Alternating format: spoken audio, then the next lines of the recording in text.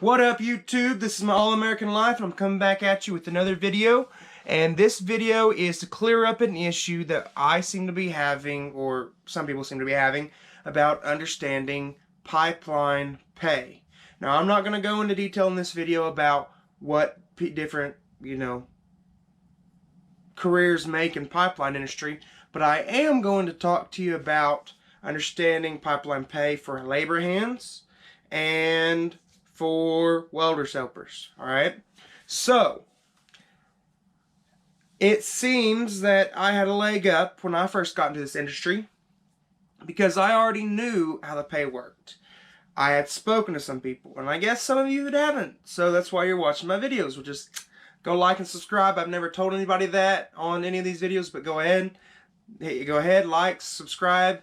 Maybe we can reach a few more people. So the first thing you're going to get is going to be like in any job. You're going to get your hourly pay. And your hourly pay will range widely all across the states, whether you're union or non-union. However, I'm going to be talking about non-union. Union pay, I don't completely understand because there's stuff along it like, retirement and stuff like that. I'm not a union worker. I won't be a union worker ever. Anyhow, you got your hourly. Hourlies for helpers and labor hands will generally be between $12 and $18 an hour. Now you think, oh gosh, this is pipeline work. That's so minimal. But you don't make your money in your 40 hours. You make your money when you go into overtime, which is your overtime is at time and a half. And so time and a half, whether if you're $12, what's that? Boom, you're at $18 an hour now. Or if you're at 16, which seems to be the going rate for everyone right now, boom, you're at $24 an hour. Now you're thinking, okay, we're sounding a little bit better. But how am I going to make that pipeline money if I'm only getting if I'm only getting $16 an hour, and I'm giving my overtime, we're working about 60 hours a week. Where's that extra bump come from? Because my math's not adding up to them over $1,000 paycheck weeks. So where's this extra money coming from? Per diem, okay? Your third thing you're going to get is going to be your per diem. So per diem is going to be for those that generally are with externally outside of 60 miles from their home. However, they don't check that stuff, and if you really are worried about it, go ahead and put down a separate address, all right? An address, if you're within 60 miles from your house and you're super lucky to be that close to your home, put a separate address down. Maybe you have a sibling or a friend, and you'll still get your per diem. Now, per diems range, okay? I worked for $60 for per diem, and I am currently working for $100 on per diem. I know people that have made up to $180 on per diem. The thing is, that's going to be rare and far between. That's going to be for people that worked up in Alaska. That's going to be for people that working on jobs that nobody wants to go to. Or it's going to be on stuff like, there's going to be cases where you're going to get that pay, but they're going to be few and far between. The average is around 100, okay?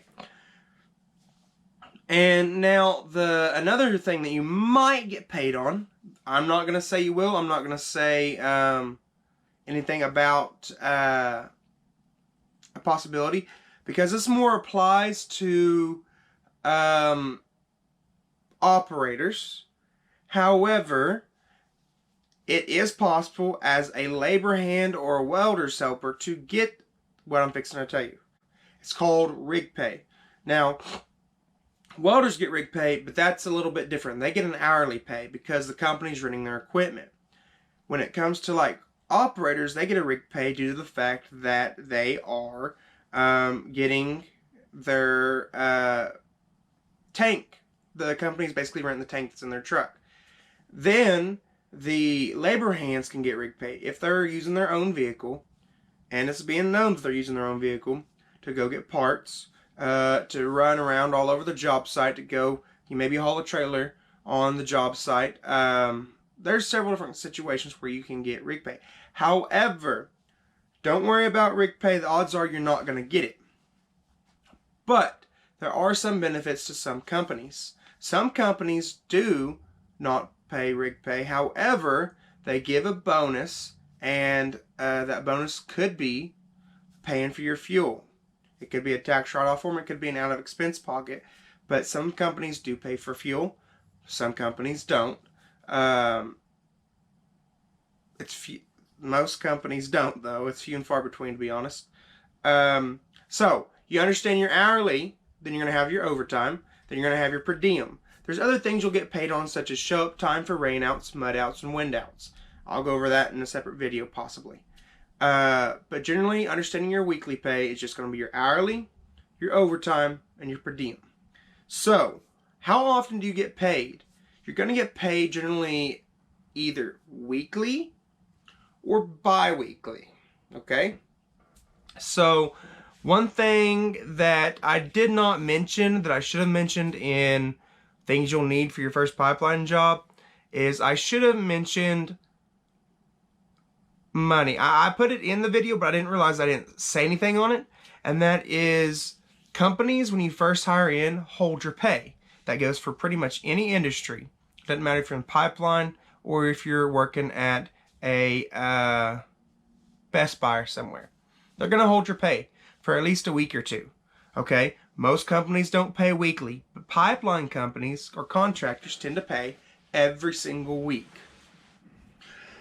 Now, I have worked for companies that pay bi-weekly, and that can be a pain because if you get hired in at the end of a cycle, you got to wait 2 weeks. If you got hired in the middle of a cycle, you got to wait 3 weeks to get a 1 week check, okay? Because they hold you back 2 weeks. Or if you're in a weekly pay, they're going to hold you back a week, so it's going to be 2 weeks before you get your pay for your first week. So when you first hire in somewhere, you need to make sure you have enough money to take care of your bills, to live off of, and to make your first few weeks could be in rainy season. So your first week or two might be tiny money. So I would say not to have enough money to get you to your first check, but to have enough money before you come out to get you to a couple checks in. So I would say probably your first month, you need to have probably about a month's pay saved up before you come into this industry. And not only will help you out when you come in this industry, but there may be an instance when you get started that you just quit and you have to go somewhere else. And now you still got your money saved up because you didn't quit your job before you came to this new one without having some money saved up. Okay? I worked when I first hired in. There were 6 guys quit in my first 2 days that hired in with me. Okay? With that being said, this industry may not be for everyone. And you need to have your money saved up before you come in this industry, because when you get here and you don't realize you want to be in it, you're still going to need some money for when you decide to go back to whatever industry you came from. Alright? And to search for another job. So, with that being said, those are some things that you need to understand for pipeline pay are hourly, overtime, per diem, rig pay is iffy. You get paid weekly or bi-weekly, generally weekly, on a Friday. And most of the time, you're going to be working 60-hour weeks. You're going to have Sundays off for the most part, unless you have a rain out. If you have a rain out, wait, I know I'm going on and on and on. This is a lot of information maybe to be jammed into this little tiny section. But if you have a time where you don't work, like a rain out or a mud out, most of the time, you will work Sunday. You have every Sunday off during the summer, for the most part, assuming the contract isn't being rushed. And if you do, what'll happen is if it rains, you'll either still have Sunday off, but for the most part, you'll probably make it up on Sunday. Means you already had a day off, you'll make it up. So most of the time, you'll get your 60-hour weeks. However, there will be weeks where you're going to work 70 hours, 70 plus hours. You might have to pull a 24-hour shift. There's going to be things that have to get done where you're going to have to work more hours, which is good for you because now you're getting more overtime. Now, there are some instances where it gets really bad. You may not be working as much as you think. You might be getting 30 hours a week because it's muddy, rainy, whatever. And now that can cause your check to be a lot shorter, okay? Because we work outside. unless you're in a fab shop somewhere, you're going to be outside. That's just what pipelines are. They don't put pipelines in buildings. Well, I guess they do, but it really wouldn't be a pipeline. It'd just be some piping. So I did some factoring up for some yearly incomes for you guys to understand. So we're just going to say that you have 48 weeks. There's 52 weeks in a year. We're going to say 48 weeks. And in those 48 weeks, you'll be just working 60 hours a week, okay? For the lowest you'll probably ever get, because there's only one company that I know that pays this, and I work for them. They get paid $12 and $60 for labor hands and helpers, and they don't pay for fuel. $12 and $60 if you're working 48 weeks, and remember, I'm saying 48 weeks is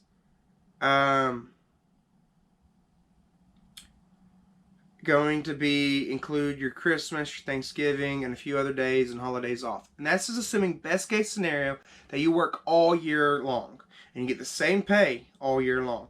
Now, in some other videos when I said 12 and 60, 16 and 100, 18 and 180, whatever, y'all did not understand that.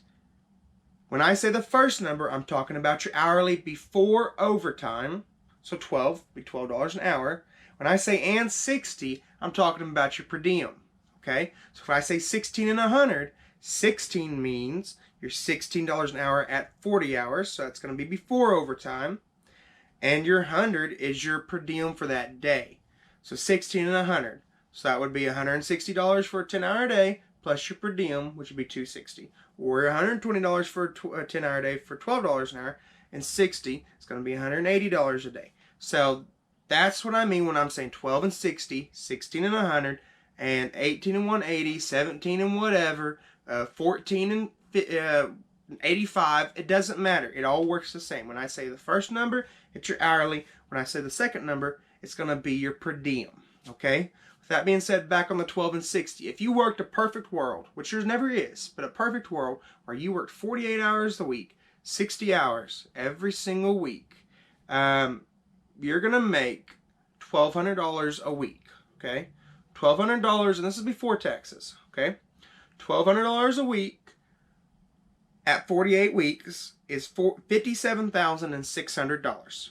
Ooh, that's a lot of money. Not very many people make that much money. But for the amount of work you're doing, it's not that much. So the going rate right now seems to be 16 and 100. So $16 an hour and $100 a day per diem. I'm currently working for that right now, actually. For a week's pay, if you work 60 hours, it's going to be $1,720. Check my math. It's super simple. 16 for 40. You're going to do 24 for 20. Add those together, plus your per diem. Okay.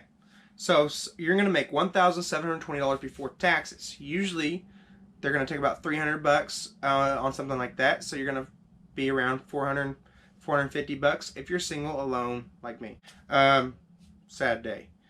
Anyhow, at 48 weeks, this is going to be a number that might blow you away, but this is only in a perfect world. You're going to make $82,560. But again, that's only in a perfect world where you're getting your 4 weeks off a year and you're working every week is 60 hours a week. I want to talk to you about what I made last year, okay? So I worked for a few weeks. I worked for 3 different companies last year. So I worked for a few weeks for one company because I'd been working for the previous year, and I got laid off. I was laid off for approximately 3 months. Everything got slow. I mean slow. You couldn't find a job. I had some connections, and I got in touch back with my old well boss, and I was able to, he hired me back on. Well, the thing is, there was a period between going from that job to the next one where I was laid off for almost 3 months, I believe. It was close. It was close to 3 months. Could have, it was at least 2. Anyhow, so I'm laid off for almost a quarter of the year. And then during that time period, I was also working for a company that paid very little. And that was that company that I was telling you about. There's only one that I know that pays that amount, the 12 and 60. And you're probably never going to work for them. The odds are you're probably always going to get a better deal than that. But when nobody's working, and this is the industry that you have learned and become to know, and there's good people there, and they're willing to hire you, you're going to take that job. It doesn't matter how prideful you are, you're going to take that job. And when you work there and then you're only getting paid so much, there was a time where they wasn't giving us any hours. Like, the owner wasn't giving us any hours. If it had a sprinkle of drop on the water, he would call it the night before. That's another thing. If they call it the night before, you don't get show up time. Call it the night before and we couldn't come to work. So I was getting some of my checks for like below 40 hours. But that's low water on the bridge, I guess. I don't work there anymore. And a lot of good people that used to work there don't work there anymore. Now I work for another company that has rolled on in this year, but last year. And they paid $1,600. Kind of like the company I worked for the first part of the month, $1,600. And with that being said, I added my totals. And the amount of money I made for working for $1,600, working 60 hours a week, compared to the amount of money I made working for the other company for over half a year, or roughly about half the year, was double the money I made at this new company, because I was getting my hours and I was getting my better pay, $1,600. Now, with that being said, I think I totaled up $54,000 last year. It's not much, but it's a lot better than a lot of people did, because a lot of people spent a lot of time laid off, collecting unemployment. When unemployment ran out, they had to go find a job somewhere else that was not in their industry. I was lucky enough to stay. Some people will be, some people won't. When it's good, and when it's bad. And that $54,000 that I told you about was before taxes. I think I made like 47 after taxes. I'm not sure, but I spent a lot of money. And it's not cheap living out here on the road, considering everybody wants to go eat out all the time. And you got expenses. Like, if you want to go home and it's a 3.5 hour trip, you got to pay for the fuel to get there. And, or if there's anything you want to do, like extra, which you will, there'll be nights you grill out, there'll be nights that you want to go to a concert, there'll be nights that you do something stupid, like go to the casino, and your money goes. Your bank account, unless you stay on top of it, will not reflect it. And that's just a word of advice that I'm giving you, is to not spend every dime you get. You're gonna get paid pretty decent money. And if you're a welder helper wanting to be a welder, you're going to have expenses like buying a new welding machine, or buying a welding machine, or buying a truck that would haul the welding machine in your camper. You're going to have slowly, you're going to be leveling up. You're going to be gaining stuff. But my advice is be careful with it, or you're going to end up broke. And when layoff comes, you're not going to have any money. When I was laid off, I had $8,000 saved up. For some people, that's like $8,000, but for a lot of people, $8,000 is a lot of dollars to have saved up. But in the 3 months I was laid off, I went through it all. I was negative like $200 and something on my account. There's going to be things that happen when you're not making any money too, like your transmission might go out like mine did. So, with that being said, I hope y'all understand pipeline pay now, or at least helper and labor hand pay. If you made it to the end of this video, just thank you for watching, and go ahead again, hit that like and subscribe. The more people I get, I just learned this, haven't been telling anybody this in any of my videos, but the more people I get, the more they push the video, which will in turn make where it's available and reaches more people. So if they do any searches or similar, it'll actually send the video towards them as a suggestion. They can either ignore it or they can watch it. But maybe it'll get more people into this industry. We need good workers. We need hard workers. Not everybody's cut out. This is my All American Life, and signing off. Peace out.